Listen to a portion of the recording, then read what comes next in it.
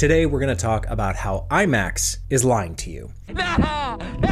You see, over a month ago, I made a video called a $2,000 IMAX camera. And this video was actually quite popular, one of my more popular videos when it comes to video equipment, production, lenses, cameras, and all of that. If you haven't seen it, I definitely recommend you go check it out because you can actually do a lot with some of these cheaper consumer level cameras nowadays. And you can actually replicate that IMAX aesthetic, that IMAX look on a full frame camera.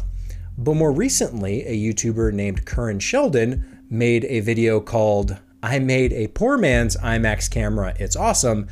And pretty much beat for beat, point for point, it mirrors my video. Now, I'll leave that up to you to decide what's going on there, but regardless, IMAX is trending. So I want to talk about it today because I think it's actually important to address my thoughts on IMAX, because here's the truth.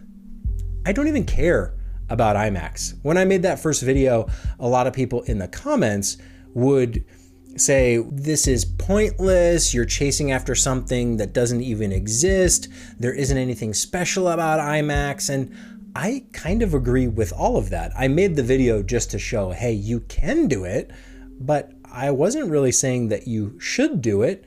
In fact, a lot of times I like to film full frame with autofocus lenses, and I'm not really worried about the IMAX aesthetic at all, because I think IMAX is actually kind of overrated. You see, there's a lot going on with IMAX as a brand. When you see that logo on a movie poster or in a trailer, there's some things you ought to know about IMAX and what that really means. Because here are the facts. A lot of these IMAX movies are shot on non-IMAX cameras. They might be IMAX approved or IMAX certified, but they aren't actually IMAX cameras. So just because you're going to see an IMAX movie doesn't even mean the cameras that it was shot with were IMAX. They might be Blackmagic or Arri Alexa. And also you have to know that when you're watching an IMAX movie, a lot of times that projection is digital. It might just be 4K. You're very rarely ever seeing IMAX film projected unless you're in a very special circumstance in a particular area where it has that type of theater and they're showing that type of movie, which is why most of the time when it comes to IMAX, people talk about it being LIMAX, which may or may not be a term you've heard before. There are very few people who have the luxury of shooting everything IMAX and displaying everything on IMAX. And that would be someone like Christopher Nolan, who obviously has become a big part of the IMAX marketing campaigns with a lot of his recent movies. Christopher Nolan, most of his recent films are shot real IMAX cameras, real IMAX film. They are shooting the real deal. And if you're lucky enough to live in one of those places where they have a proper IMAX theater with IMAX projection, you might actually see real IMAX distributed. But this is kind of a rare thing. These IMAX aesthetics, the shallow depth of field with that wide field of view, it can be easily replicated on 35mm film, whether you're using a focal reducer like I did or not. Oftentimes you can use modern lenses on modern cameras, and those lenses are fast enough to give you that shallow depth of field, and they're wide enough focal lengths that gives you that wide field of view, and you can basically get the IMAX aesthetic on a $2,000 or $3,000 camera. These aesthetics, the super shallow depth of field, a lot of people find it distracting. And if they're looking at it, they may not even be able to distinguish IMAX footage from 35mm film, especially digital, because everything today is now very clean. It's very high quality in terms of resolution, dynamic range. And your regular moviegoer, your regular person watching something on YouTube or their television isn't going to notice the difference, and they're certainly not going to be able to tell which one is the real deal IMAX or not. Now let's go back to Christopher Nolan, because I think there's some Nolan propaganda that's going around that's maybe infected the brains of a few people. You see, back in 2017 with Dunkirk was really when this IMAX push from Christopher Nolan first kicked off. Yes, he was doing some scenes in IMAX. Parts of the movies were shot in IMAX, but Dunkirk is really where things took off in terms of making IMAX such a big deal with the movie itself, how it was captured. And then obviously 2020, we got Tenet, same kind of thing. Then further promotion in 2023 with Oppenheimer. And now 2026, we're looking at the Odyssey, shot entirely on IMAX. It's such a big deal. Oh my gosh, IMAX is the best thing ever. And it got me thinking, is that even real? Is that even true? Does it even make a difference? And I think we'll get there. But I took the average rankings from IMDb and Letterboxd and took all of Christopher Nolan's movies and spelled it out here so you can kind of see how things break down. Now, don't get me wrong, I have a lot of respect and appreciation and admiration from Christopher Nolan for what he's been able to do in the cinema industry, in Hollywood. Kind of despite all odds, he's one of those rare breeds that's been able to make original movies, original stories work, succeed, be true blockbusters, make their money back and more. He's quite a success when it comes to being a director, and he's certainly one of those directors that people pay attention to, maybe like a Quentin Tarantino or one of those types where people see the name Christopher Nolan and they think, wow, this must be a good film, because look at his track record. This is pretty impressive when it comes to someone of his caliber. His first film, Following, that's not quite a Hollywood movie, but even that is higher than a 7 when you average out all the reviews. Memento, obviously a big deal, and the list goes on. You know his track record. I have it all broken down here, but you can see something interesting. Right in the middle of this filmography is where we get those highlights. The Prestige, The Dark Knight, Inception, Dark Knight Rises, maybe a little shaky, and then Interstellar. And that period of time was not all shot on IMAX. In fact, only a handful of scenes from any of those movies actually was IMAX. It's only more recently where we get into things like Dunkirk, Tenet, and Oppenheimer is where IMAX has been the heavy focus, and yet those rankings, those ratings tend to be lower, more in line with his early filmography, which obviously wasn't IMAX at all. So I want to talk about some of these movies because I think The Prestige is a perfect film. It's one of my favorite films of all time, maybe even my number one, depending on the day you ask me.